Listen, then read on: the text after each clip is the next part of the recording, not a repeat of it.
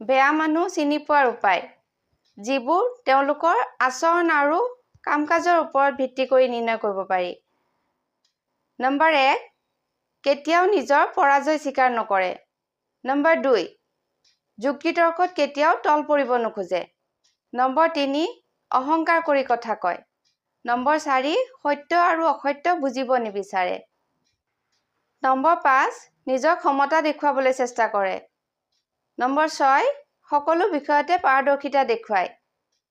Number 7, সকলোকে সন্দেহ কৰে। নম্বৰ 8, সৰু সৰু কথাতে খং কৰে আৰু আঘাত কৰিবলৈ চেষ্টা কৰে। নম্বৰ 9, সন্মান শ্ৰদ্ধা জনোৱা সকলো লোককে দুৰ্বল বুলি ভাবে। নম্বৰ 10, কথাই কথাই তিৰস্কাৰ কৰে। নম্বৰ 11, নিজৰ স্বাৰ্থৰ কথা আগতে ভাবে। আৰু নম্বৰ 12, আনৰ প্ৰতিভাক স্বীকাৰ কৰিবলৈ নিবিচাৰে বা সৰু বুলি হাঁহে।